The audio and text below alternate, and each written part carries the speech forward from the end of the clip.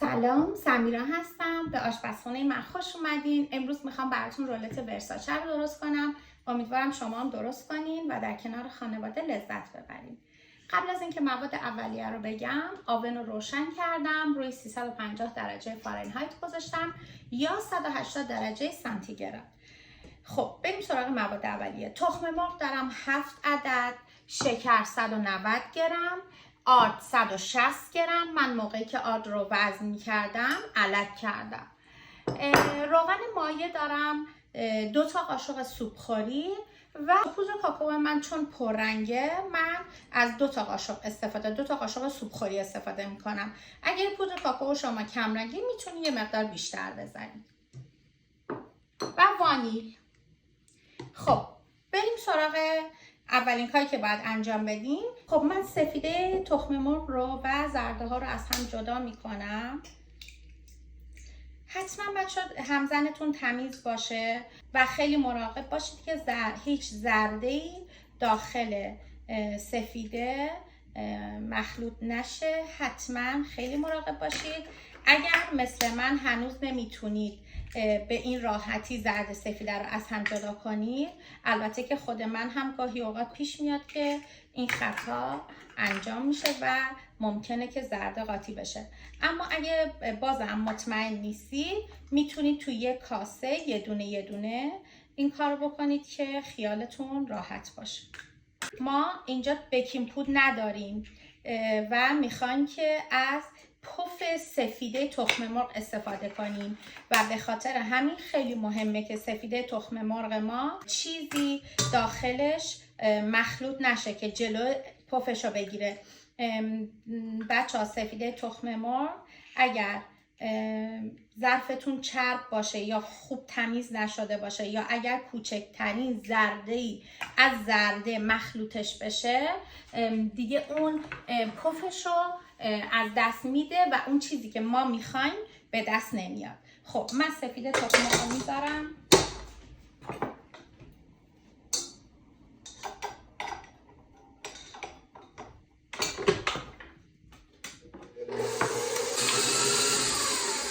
وقتی شروع کرد به کف کردن من کم کم شکر رو بهش اضافه میکنم.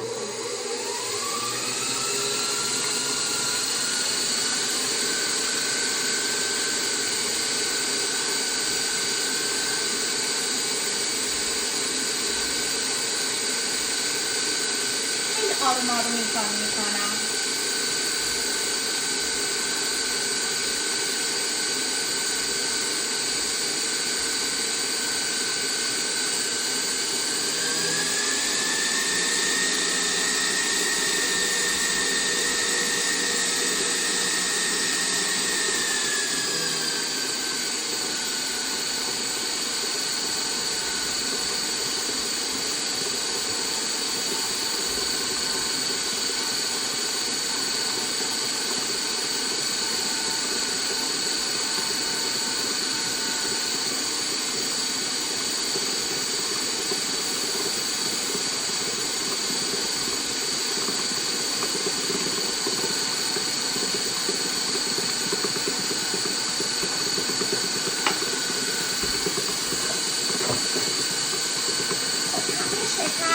اضافه شد و میذارم اینقدر سفیده تخم مرغ بزنه تا کاملا پخت کنه و حجمش بیشتر بشه.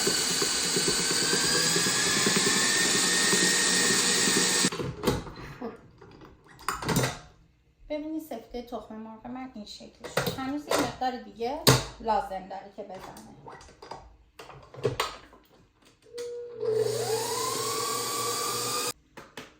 خب بچه سفیده تخم مرغم کاملا پخت کرده. این سفیده تخم مرغمه. خب من زرده رو بهش اضافه میکنم.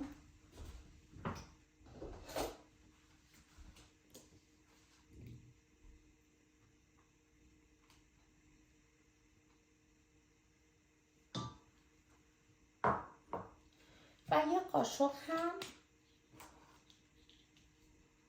از وانیل.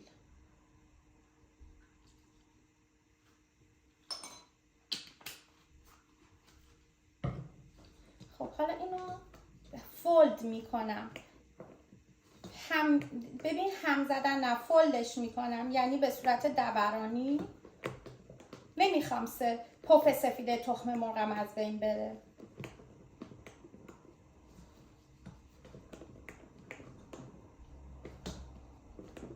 خب من آرد رو الک کرده بودم، گفتم بهتون به صورت یه دفعه نمیریزم روش، میپاشم. شما میتونید با الک هم همین کار رو بکنید در 2 مرحله.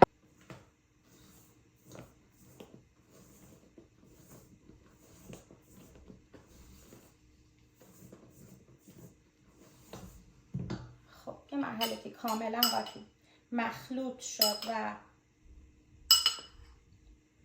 به خورده هم رفت، مرحله دومم آردن زدم.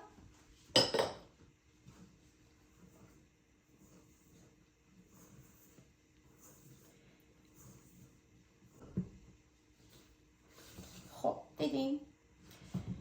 حالا من یه کاسه دارم، به اندازه یه پیمانه مواد رو میریزم تو این کاسه و بقیه موادم رو میذارم کنار. خب پودر کاکائو داشتم، یه قاشق سوپخوری پودر کاکائو رو میریزم و 2 تا قاشقم روغن مایع داشتم. حالا خوب مخلوط میکنم. بازم به روش فولد کردم. رنگش بستگی به خودتون داره.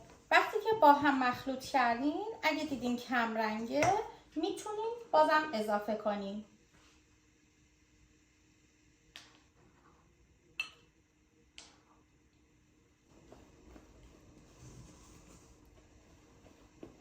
خب توجه داشته باشین که این وقتی تو پخت میره پررنگتر هم میشه.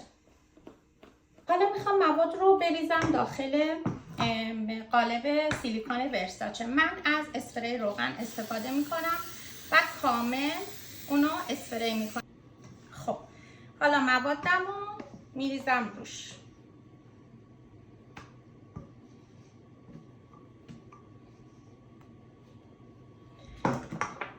وقتی مواد رو ریختم با استفاده از کاردک به همه جا پخش میکنم.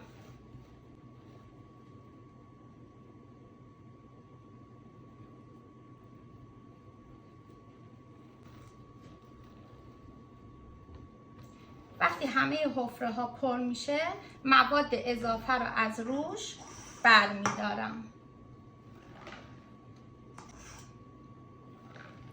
که وقتی رولت برمیگردونیم خطوط قهوه‌ای از خطوط سفید مجزا شده باشه تا قشنگی خودش رو نشون بده.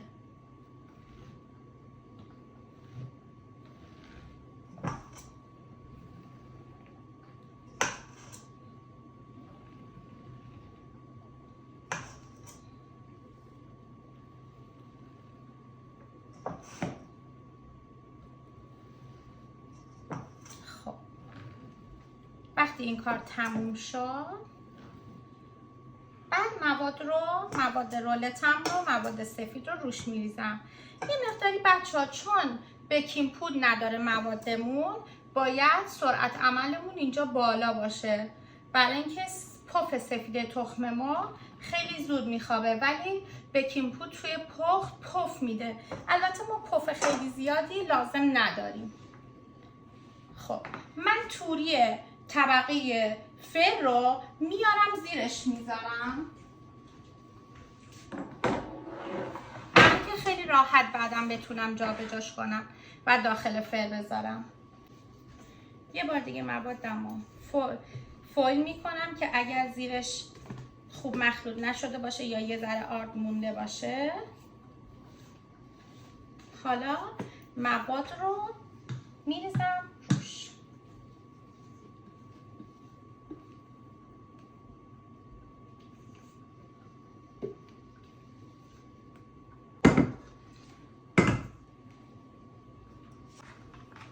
خب حالا مواد رو پخش میکنم روی همه جای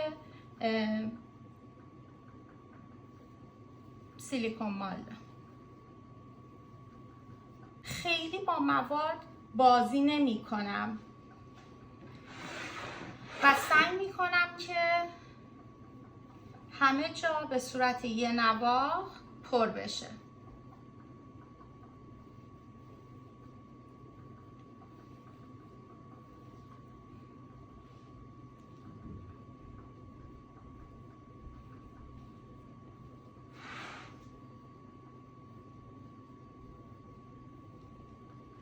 به صورت یه نواخت پر شد، بغلاشو میتونم تمیز کنم.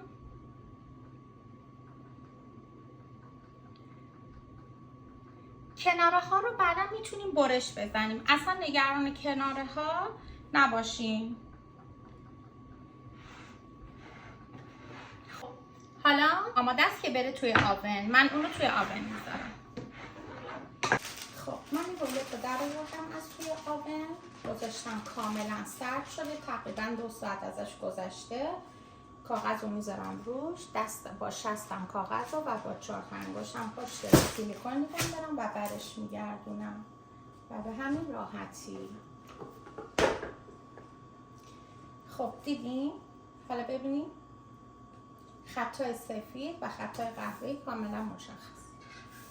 خب من یه ذره شهد دارم و تو اسپری ریختم و بهش یه مقداری اسپری میکنم.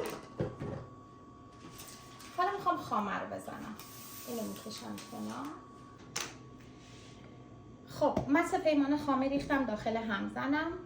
اینو یه توضیح در مورد خامه بدم برای بچه‌هایی که تازه اومدن آمریکا یا قرار تازه کار قنادی رو اینجا شروع کنم و خامه رو نمیشناسن. این خامه مایه است، روش نوشته هیوی ویپینگ کریم و من از کاسکو میخرم. البته خیلی از فروشگاه ویپینگ کریم دارن. این خامه برای اینکه درصد چربیش بالای 30% خیلی راحت زده میشه، اما مثل خامه های قنادی تو ایران نیست و شیرین نیست و باید شیرینیشو ما بهش اضافه بکنیم. به ازای هر یه پیمانه خامه من 1/4 پیمانه شکر بهش اضافه میکنم.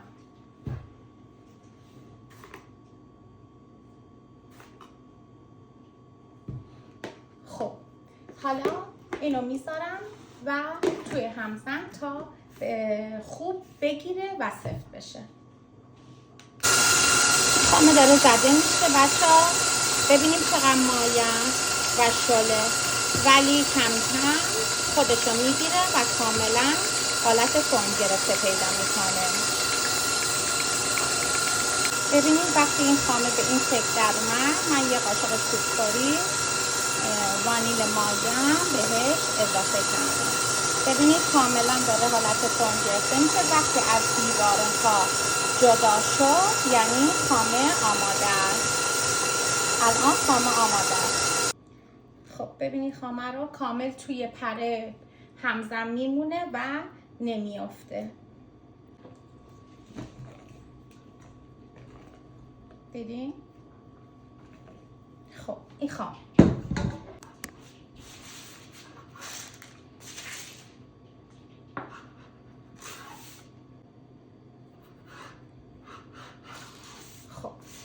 کردم. حالا هر کدوم از اینا رو به این شکل میذارم. من شهد درست کردم، نه اونقدری که خیلی نمیخوام شلو خیسش کنم، فقط به اندازه که یه رطوبتی بهش بدم روش شهد میریزم.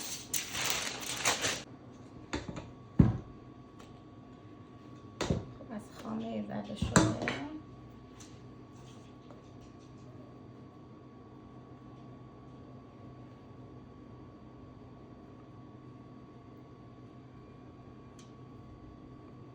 حالا سعی میکنم خامه‌مو با کاردست به همه قسمت‌ها، نمیخوام خیلی ضخیم باشه، خیلی به صورت زیادی هم نازک نباشه که وقتی تو دهن میذارم مزه خامه رو هم حس بکنید.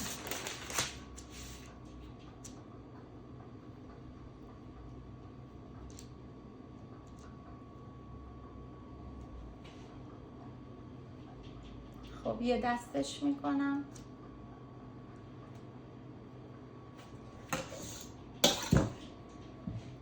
تا کردم لبه رو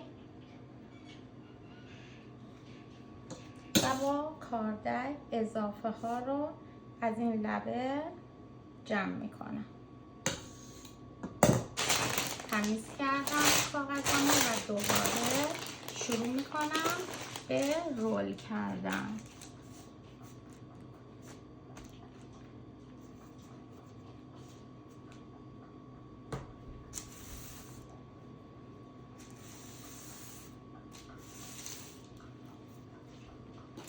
حالا کاغذ رو روش میکشم کاملا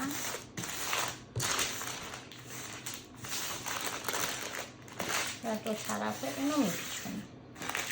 رولت های من آماده شد. من همه اینا رو الان میذارم توی سینی، بعد میذارم توی یخچال تا خودشو بگیره و سرد بشه، بعد برش میدم. امیدوارم که شما از این آموزش لذت برده باشین، استفاده کنید و لطفاً یادتون نره که منو به دوستانتون معرفی کنید و منتظر آموزش‌های بعدی هم باشین.